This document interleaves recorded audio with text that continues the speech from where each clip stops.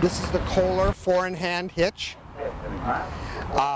4 horses, 4 Morgan horses of multi-generational Kohler breeding, all tracing back to Noble Flair either as their sire or grandsire. One of them is a full brother to world champion park harness horse HVK Vibrance. These are extremely well-bred horses and very fancy trotting horses in the show ring tradition, but also in the coaching tradition. They are making their debut here and adding a lot of pageantry at the 75th anniversary of the New England Morgan Horse Show. And the show is very grateful to have the horses here from Kohler Stables with Coachman Jeromy Smith, his wife Anna, and I think we're going to have a lot of fun here this afternoon as Jeromy works these horses and puts them through their paces. Jeromy Smith and the Kohler Four-In-Hand. And Jeromy, we've just been standing here for probably 15 minutes while these horses are hooked. They have stood patiently, quietly.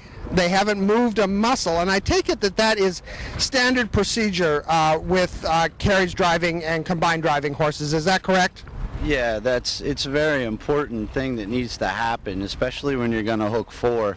They need to stand and wait for us to get everything hooked together and set up. Taz, and sorry about that.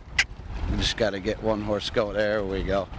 But you always have to watch. It's not just one horse. It's a bunch of horses, and we have to make sure that they all sort of stay together and work together. Otherwise, you can get yourself in trouble quick. You get wrapped up pretty fast in this game. Well, it's very impressive how quiet and patiently they stood, and clearly the word "whoa" means whoa to these horses. Yeah, in my barn, whoa is the most important thing in my book. Whoa means you stay there. And until we get that established and have an agreement on what whoa is, we don't hook a 4. I think an interesting thing perhaps for you to talk about, particularly since we have this vantage point, is a four-in-hand is so named because all of the reins come back to one of your hands. You have 4 horses in one hand. Could you describe a little bit about what you're doing with the reins and how that all works? Okay, when you put all 4 reins in one hand, it's called driving Achenbach. It goes back to, the original man who developed it named Mr. Achenbach. And so you hold all 4 reins in one hand, separating them with your fingers, and then you use your right hand to balance them. So, if you've got to jiggle one a little bit or correct them a little bit, straighten one out a little bit, you use your right hand for that. But your left hand, you hold all 4 reins, keeping all the reins fully adjusted at all times, not allowing them to slip. That way, when you let go with your right hand, no matter what, you'll always go straight again.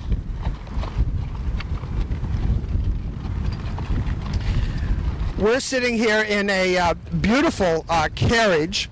Could you tell us a little bit about the history of the vehicle that we are riding in?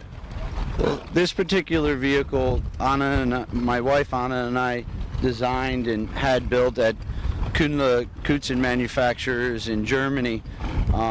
It's a modern day competition vehicle, but we built it and painted it, especially after an antique vehicle, trying to show antique, an antique color of yellow, stripe it more like an antique carriage with a wider fat stripe instead of fine pin stripes that you see on most of the modern day vehicles.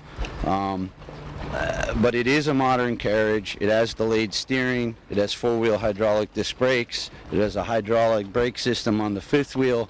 It's got ball bearings in the wheels, rubber on the wheels, which allows it for full competition in the modern day of the sport of driving.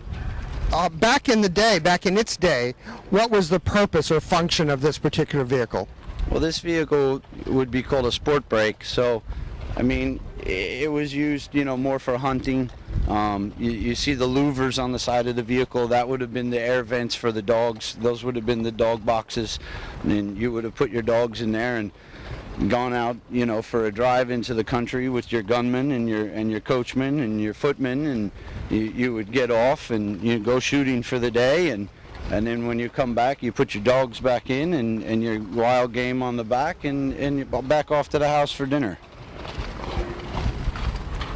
Jeromy, there are 4 horses in front of us here. The 2 in the back appear to be doing a lot of the heavy lifting, if you will. What are they called, and what is their function in the Four-In-Hand? Well, the horses in the back are the wheelers. Okay, your wheelers, I always say they set the pace. They control the speed of the vehicle. They do most of the pulling, and those are the horses, for me that have to be, perfect in the mouth, natural head carriages, because I prefer to drive a very a looser rein on my wheeler rein. So my wheelers pretty much have to be steady Eddie and do the jobs on their own. So they have to be very, very well trained, because then that allows me to concentrate more on my leaders. I tend to put a little bit of a fancier horse in the lead. I like something that'll really sit up and go. But often enough, we all know you often pay the price to have a fancy horse out in front. So, I need to be able to pay attention to them, and so I need wheelers that are just going to do the jobs on their own. In worst case scenario, if I need them to do something, just call their name. You'll hear when we start driving out, I talk to the horses. Every horse knows their name, and if you need them to move left or right, or slow down or speed up, I talk to them, and they will listen. They'll do what I ask them to do. So that's a fascinating thing you've just told us. Voice commands play a big role in driving a Four-In-Hand. Huge role. I mean, not everybody, but most people drive a lot off the voice. I drive a tremendous amount off the voice. The way I train horses is, I really teach them to trust me, and if I tell them it's okay, they believe me. They're gonna trust me, and they're gonna do what I ask them to do. It really pays. I find it helps a lot, especially when you're driving 4. When we were mounting the vehicle, you were making a little chirping noise or chirping noise or something. What does that mean to the horses? That would be when I make it's like a soothing sound, just like that. That just tells the horses, it's okay, just relax, wait for me, we're gonna go in a minute. You'll hear it when I start trotting, I often use it just to get them to settle and to relax, slow down a little bit. What I use it as is, I'm real big on staying out of a horse's mouth. I don't like strong horses in the hand. I don't like driving with a lot of pressure. I often have owners and clients that they're elderly or weaker, and they can't hang on to a real strong horse, but they want to drive team. So you've got to do the job as a trainer to make them light and make them easy to drive, so they can sit up there and have fun and do what they want to do.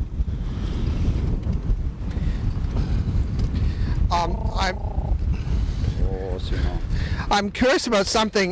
We had a little preamble earlier. These horses are all royally bred in the park horse tradition, rich in the blood of HVK Noble Flair, but many of the great HVK mares, such as HVK Carmen, high-stepping horses. Is it traditional in the coaching world to have horses that show a lot of knee action and hock action? Is that considered practical? Oh, it's extremely practical. I mean, if you look in read a lot of the older books, and look at a lot of the original coaching horses, many horses back then, even if they weren't hackneys, they had docked tails and short manes, even if they were Holsteiners. I bred Holsteiners. Holsteiners are probably my favorite warm blood breed, but there's plenty of Holsteiners with a lot of hackney blood in them.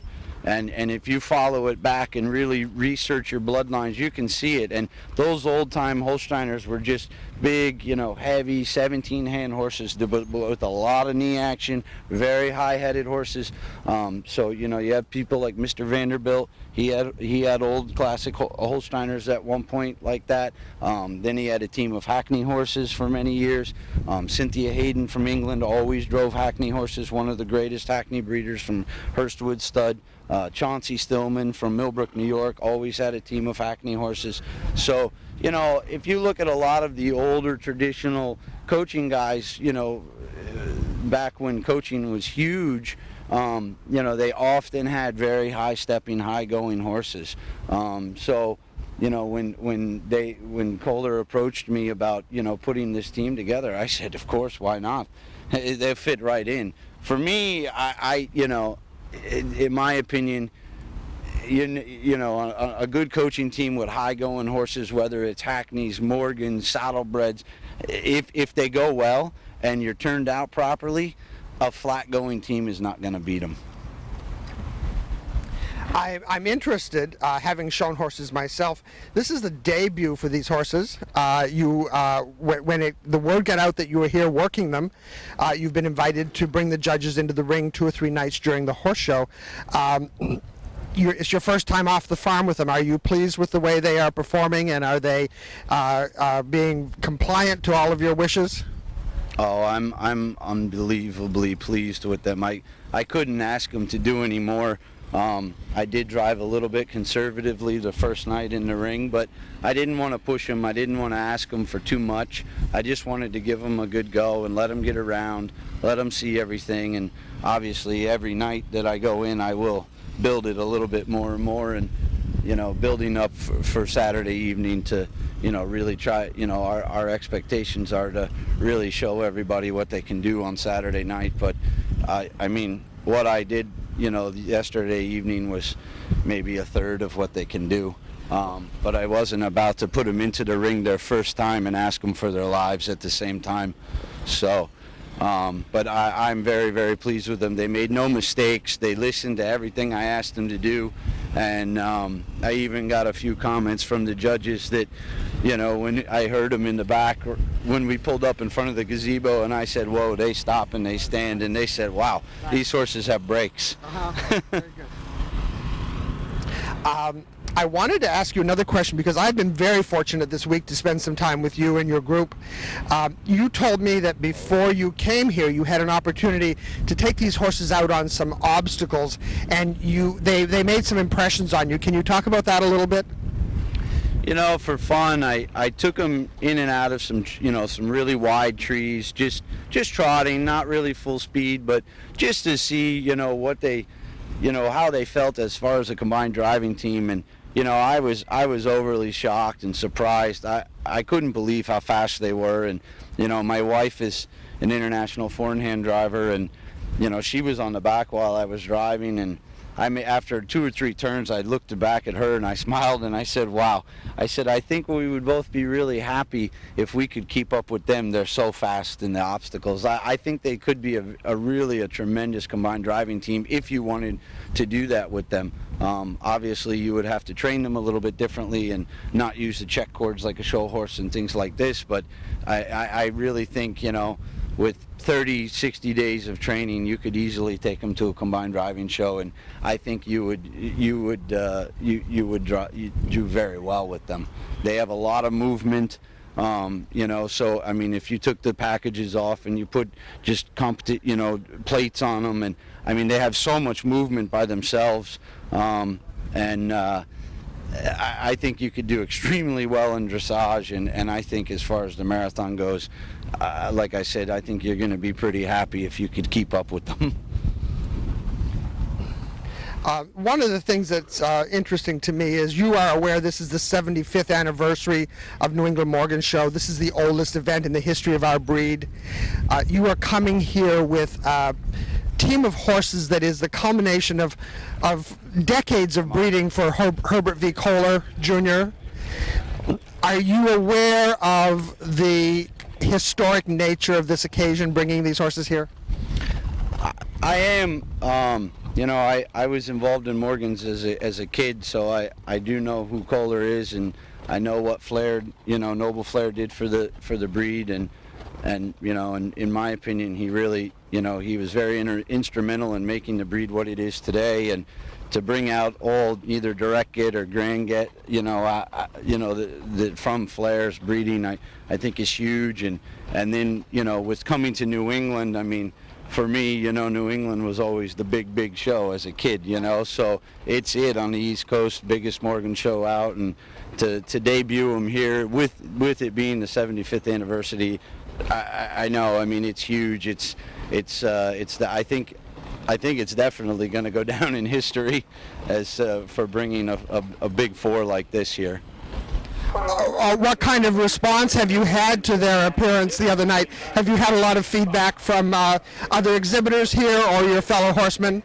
Oh yeah, I mean, I see everything on Facebook, all over the internet, and I have a lot of people that calling me that aren't even in the Morgans at all, and just that know me, and people also that know who Kohler is. I mean, I see the response. I mean, everyone's, you know, just so proud of Kohler and what they've done, and you know, and so proud of, you know, Mr. Kohler himself for, you know, taking on this project and doing something that a lot of people, I think, said that couldn't be done.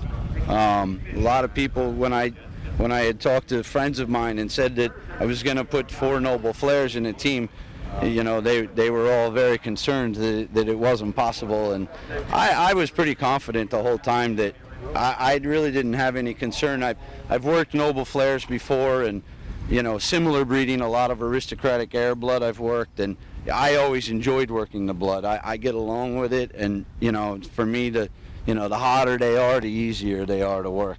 I always say, if you know, especially when in driving horses, and especially when you want to put a 4, you know, the first thing you need is an engine. And I haven't met a Noble Flare that doesn't have an engine. So if you have an engine, it makes your life a lot easier. But, you know, if you start with no engine, life becomes very difficult if you want to try to do this. So I found it a lot of fun and easy to do. I love working with them, and I just think they're wonderful horses. Well, I think all of us who are in love with the Morgan breed are very aware that this is a historic occasion. We're very honored to have the Four-In-Hand here, and I think if we stop talking a little bit, are you going to take us for a drive? Absolutely. We can go ahead and fire them up. Good. We look forward to that. Let's go. Before we